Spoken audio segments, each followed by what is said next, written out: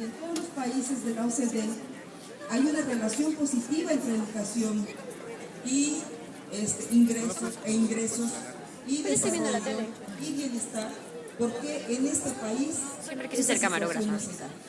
Porque la educación, en lugar de verla como un elemento que permita la movilidad, que permita atender y resolver los problemas, se ve como un obstáculo y se ve como un peligro. Y habría que preguntarnos también, y a mí me parece que eso es importante, que los jóvenes lo digan, que los jóvenes lo piensen, las y los jóvenes lo piensen. ¿Por qué en este momento las y los jóvenes son un peligro en este país? ¿Para quiénes son un peligro para nosotros?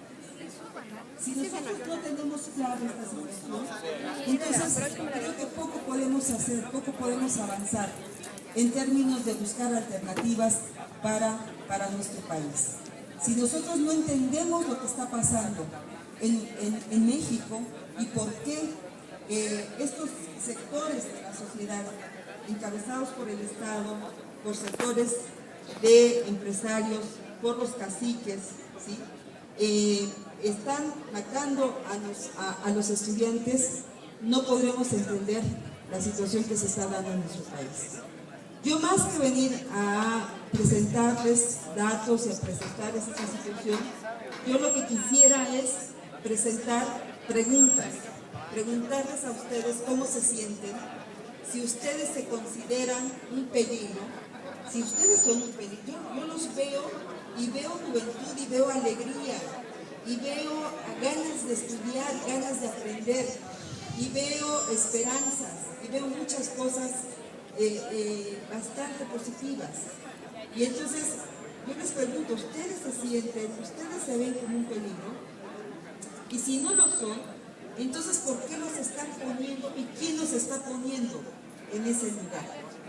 Y si ustedes no son eso, entonces creo que lo que tendríamos que hacer es movernos a una situación que nos permite identificar, ¿sí?, qué papel y qué importancia y qué relevancia tienen las normales rurales, pero también las universidades públicas. Y cómo desde acá nosotros podemos estrechar las manos, estrechar los brazos con estos estudiantes y soñar con un mundo diferente al que tenemos actualmente. Gracias.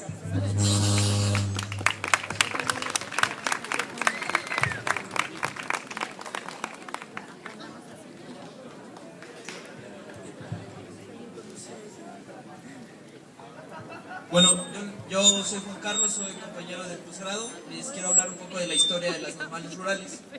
Entonces, para que tengamos en contextualización de qué estamos hablando, Ayotzinapa es una normal rural.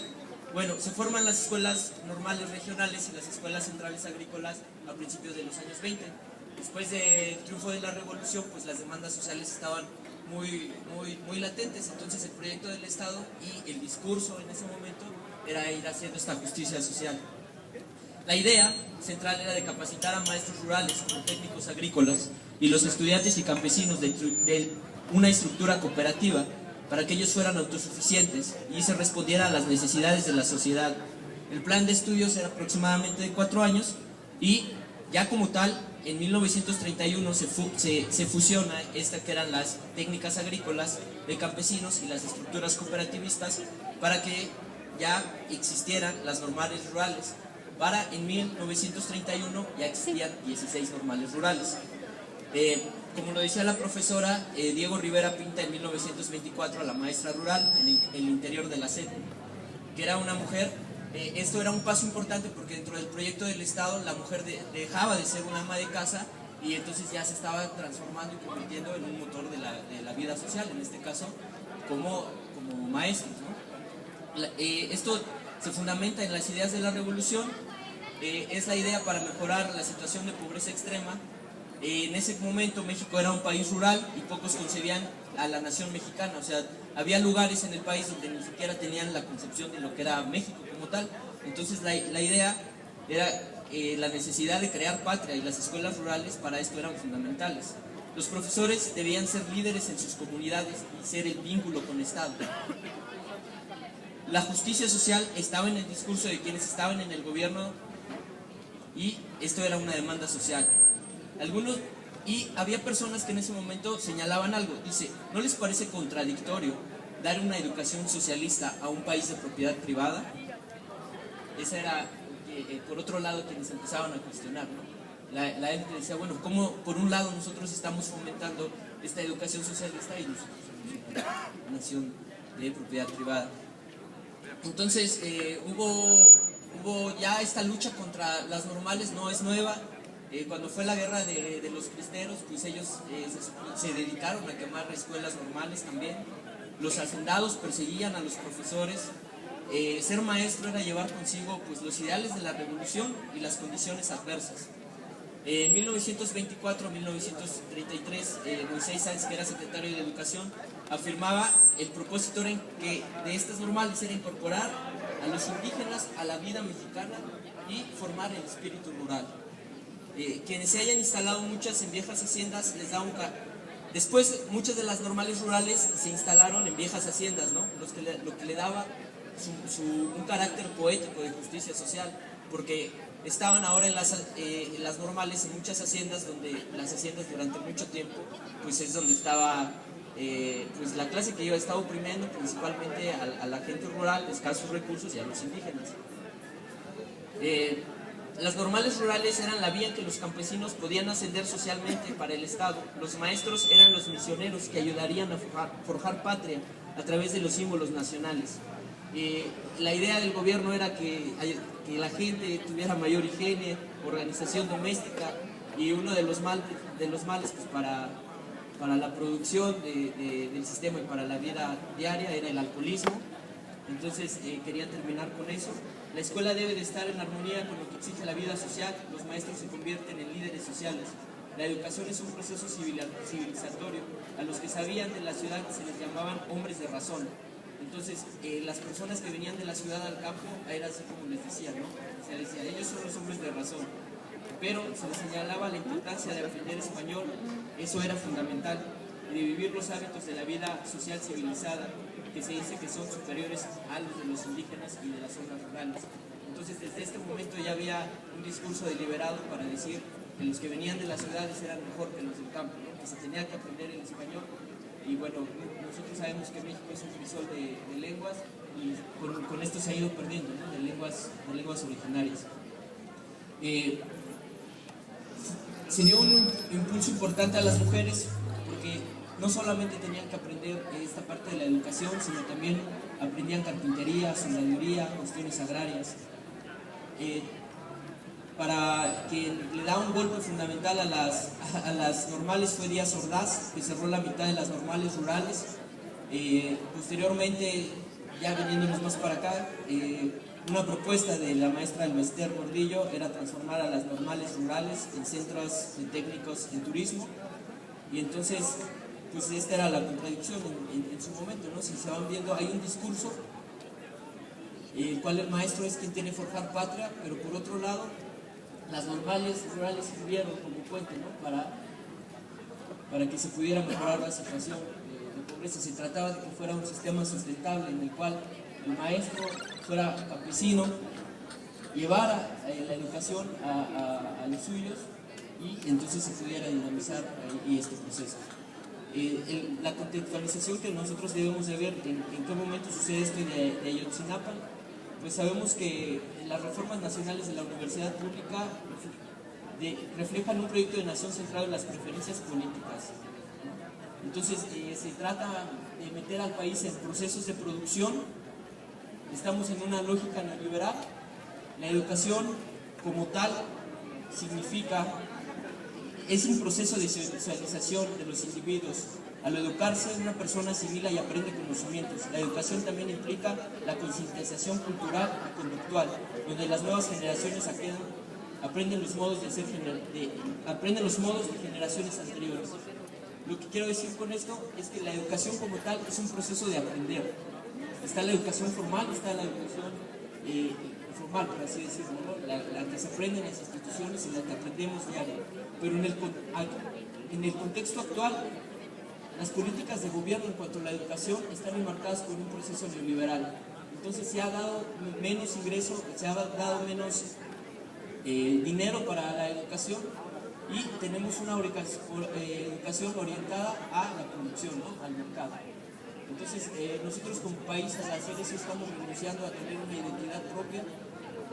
Esto de las normales rurales es como también nosotros negar el derecho a que los campesinos y los indígenas asciendan a los conocimientos, tengan los conocimientos. Sabemos que el que tiene conocimiento pues tiene poder, ¿no? Y los compañeros de indígenas y campesinos pues desde la revolución están esperando justicia, ¿no? Entonces una manera de ascender, y nosotros no podemos, nosotros debemos de entender el contexto del país y lo que está sucediendo. ¿Por qué es contra las normales de Ayotzinapa? ¿Por qué es contra las normales del país? ¿Por qué es la desaparición? ¿Cuáles son las demandas que ellos tienen? ¿Cuáles son las demandas históricas que han tenido? ¿Por qué no convienen al sistema? ¿Por qué sí convienen? Entonces, como primer punto, creo que es importante que nosotros entendamos esa contextualización.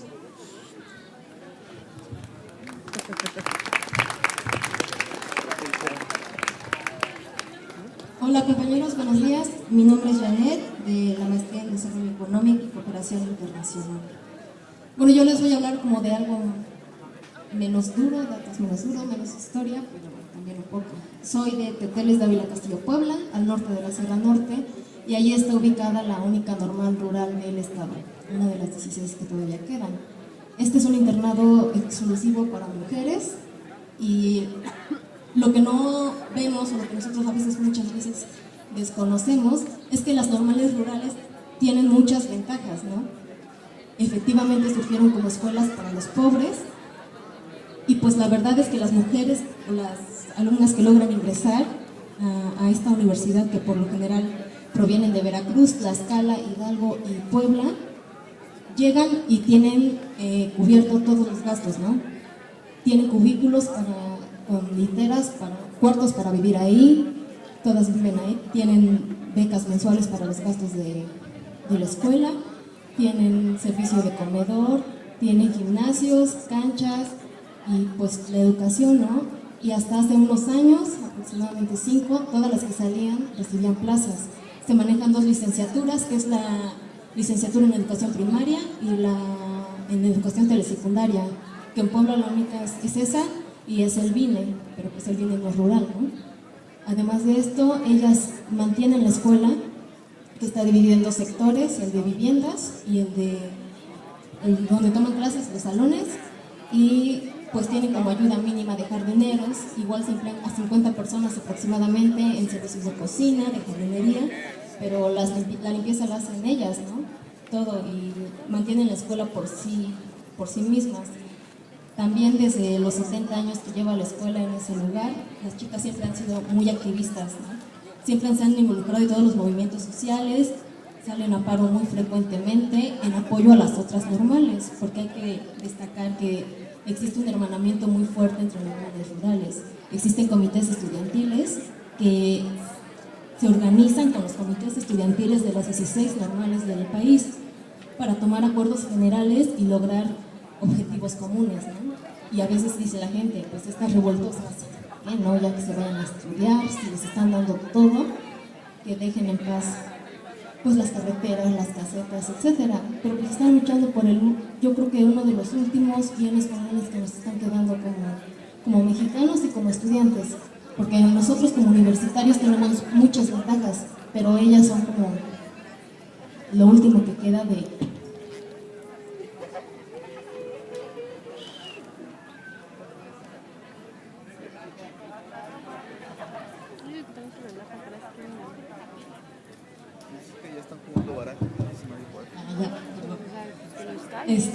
Pues son las únicas que quedan, ¿no? Como representantes de lo último que queda como de socialismo, porque ellas en su surgimiento tenían como ideas socialistas y marxistas, y por esto en un tiempo las normales fueron reducidas a la mitad, porque no era conveniente para la política del país exterior, principalmente en épocas de Guerra Fría, ¿no?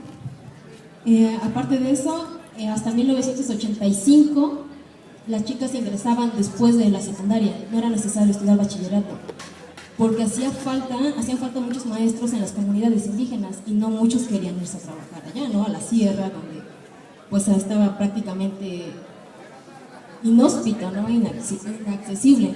Entonces, para 1985 la normal se vuelve de 7 años, porque son los 3 años pedagógicos, los 4 años de normal. Pero aún así, fue una escuela siempre de alto nivel y a la que aspiraban muchas chicas, ¿no? Para ello necesitaban tener promedios altos y comprobar su estado socioeconómico, pues porque efectivamente se favorecía a las chicas con menos recursos. Inicialmente los profesores que llegaron a trabajar ahí a Teteles recibían casas, ¿no? Es una de las ventajas también para los profesores. Como no había en la región y tenían que irse de aquí de la ciudad de Puebla o de otros lugares, llegaban y se instalaban en casas construidas especialmente para ellos y para sus familias. Actualmente la convocatoria se abre cada año para las chicas, pero se ha reducido en un 70% aproximadamente, ¿no?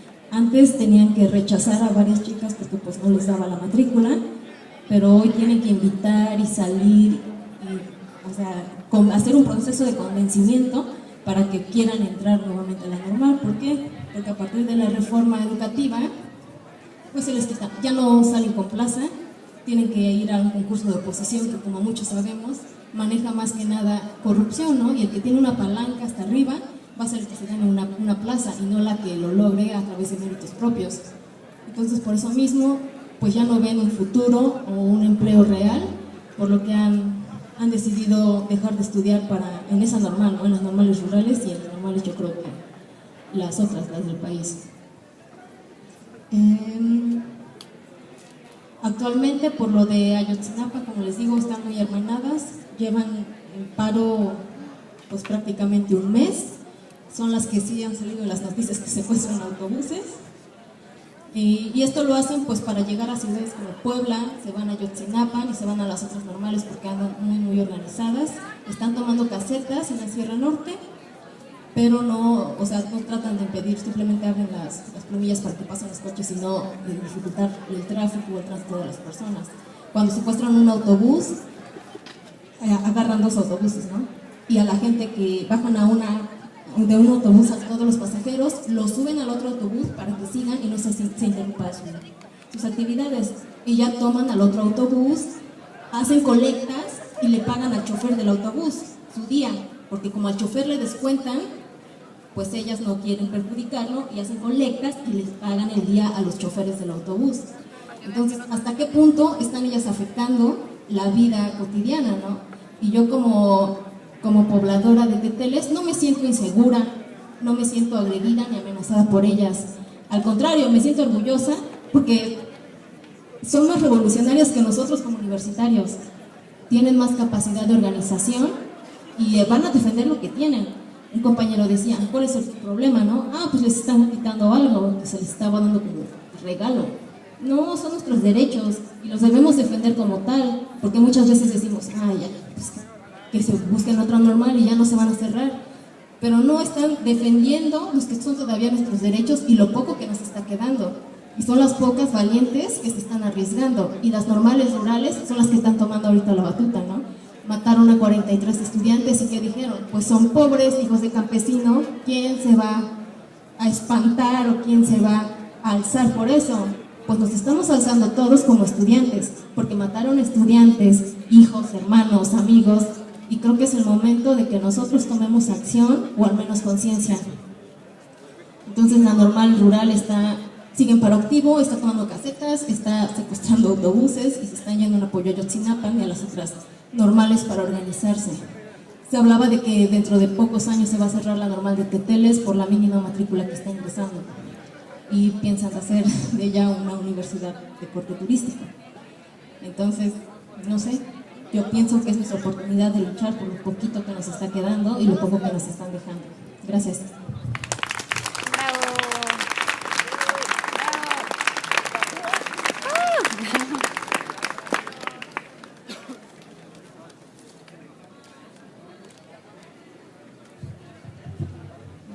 Bueno, para terminar, yo quisiera retomar lo que han comentado tanto, los dos compañeros, y dejar una pregunta, ¿no? ¿Qué es lo que está en juego en estos momentos?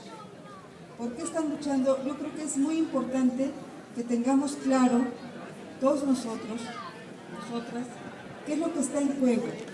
¿Por qué están luchando estas compañeras y estos compañeros? ¿Sí? Y me parece que tenemos que relacionarlo con el modelo económico que estamos viviendo.